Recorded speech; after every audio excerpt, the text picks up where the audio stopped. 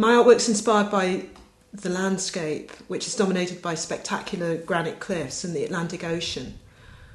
Light is enormously important in my work, whether it's a very domestic scene or a landscape, but that dynamic quality of sea and sky and rock is just an endlessly fascinating subject for me. Much of my work is concerned with plants growing in their native habitat, which in this landscape is a very extreme situation.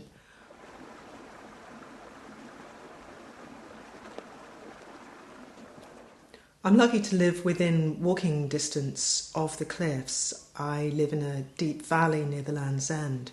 The Penberth River runs through the garden and surrounding woodland, so there's always moving water and dappled light.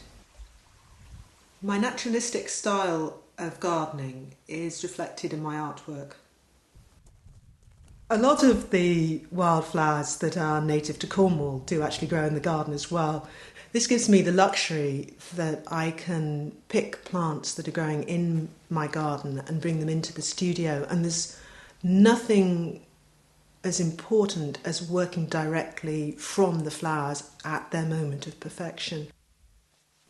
With many techniques of dyeing, I'm able to use my experience as a painter, actually painting directly onto the fabric. I consider my garden to be an integral part of my artistic process. I'm not only choosing the combinations of plants, but I'm there at all times of day, through all seasons. I'm there for those perfect moments where light and plants and flowering all come together. The textile collage is a matter of orchestrating many layers.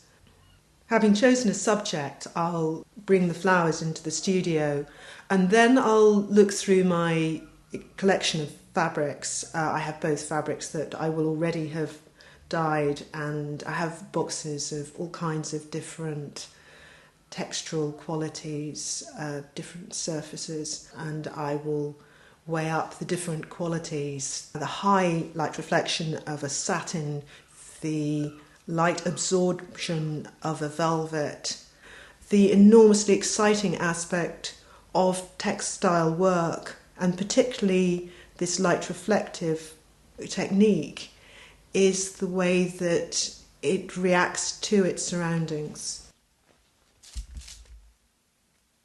I want my work to be a continually changing adventure, both for myself and for the viewer.